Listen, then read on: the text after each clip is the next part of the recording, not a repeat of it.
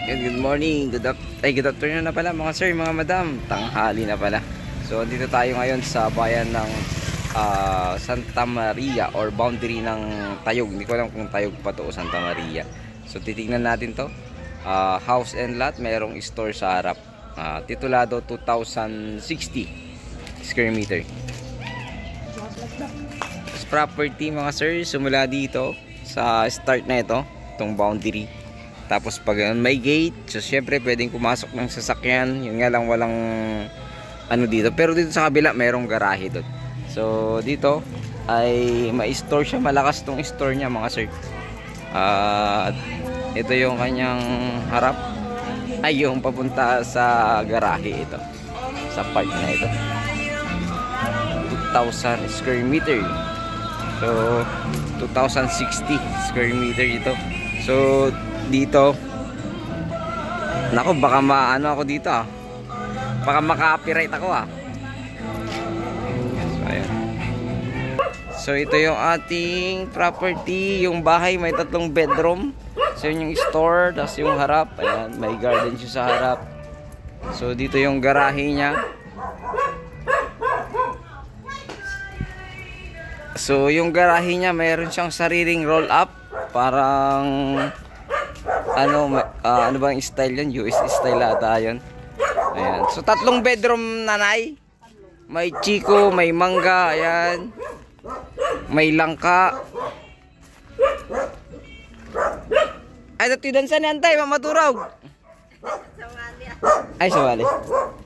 Ayan, meron ting mga buko, ayan buko. Pero itong mga iba mga design na lang, mga tanim, ayan. So buko doon, tapos ano parang rambutan ata yun. Rambutan yun na natin. Rambutan ata yun, di ba? Rambutan. Tapos kalamansi, ayan. So may 3 bedroom, ayan. So ayaw pa video ni mami kasi magulo daw yung loob ng bahay niya. Tapos may common CR dito sa labas. Ito na, ano to?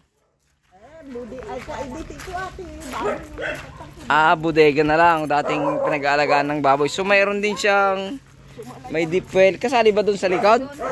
Highway na ay ano yan? Kasali din yan sa likod, antay? Hanggang sa kalsada. Kasali din yan? Ay, kasali din. Back to back road ba to?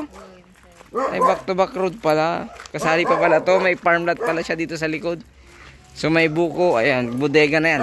Baboy yan dati. Kasali pa pala to sa 2060. Kasali pa pala to. Kasali to yung 2060 antay. Ito ay may bakod din. So okay lang naman. Kal, baga bigat. So may kaimito. Dito pala yung farmland ni Uncle. Doon Uncle, adamay la boundary na bakod. Diyan may bakod din o wala? Meron din. Ay yung bakod na mismo, yun na yung diretso niya. Hanggang sa kalsada. So yung dito lang kasi medyo mataas yung kalsada niya. Ditong part, ayan. So meron siyang santol. Buko ulit. Ayan. Yung kawayan ng kal nakuha. Siniguelas. Avocado. Tinaas no. Dati patag lang no. So yan, diversion road naman yan no, Uncle? Diversion road ata yan no. May Milina din. Ayun. So, Balonggaw Uncle, may ko lang i-video ta barangay na Jibayar ko J America. So ayan. So ayan, nire-renovate daw yung ano yung nire-renovate yung Uncle? Yung bubida. Sa loob. Kaya hindi pa mo nang i-video kasi nga makalat daw. Pero 3 bedroom, isang CR sa loob o may dalawa? At isang CR lang. Isang CR lang. CR dyan sa labas. Dito. Oh, may common CR nakita ko. Dito na. Oo. Pwedeng doon na ako pumasok Uncle o dito na lang tayo. Ay sige Uncle. Kahit dito na lang siguro ako mag-umpisa. Doon na. So ayun, barangay Santa Maria na to Uncle, Tayog pa. Ayun, Tayog, Pangasinan. So Barangubong, malapit lang sa mismong highway ito mga sir, mga madam. Tapos back to back road pala ito. Papaliparan ko ng drone. So ang daming bunga nung langka. Ayan. So ayun, 8 million po ito. So pag-usapan nyo na lang yung CGT. Pero sagad na daw sa 8 million, sabi ni mother. Ayan, so wala pong patong-patong kahit tanungin nyo kay tatay. Oo, hindi po kami nagpatong kasi gusto nang mabenta ni mother. Dating 10 million daw to, binagsak niya ng 8 million.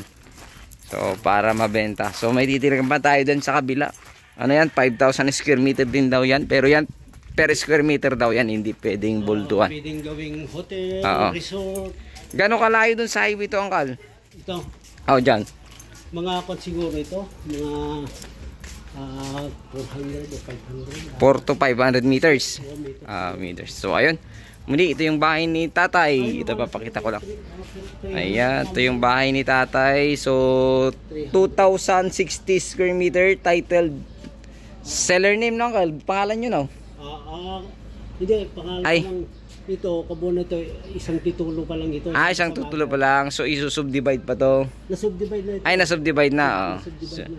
Pero hindi pa na-transfer sa pangalan niyo. Oh. So ayun, pangalan ng mother nila. So 8 million. Fixed price daw sabi ni Mami, and CGT pag-usapan nyo na lang. God bless you all.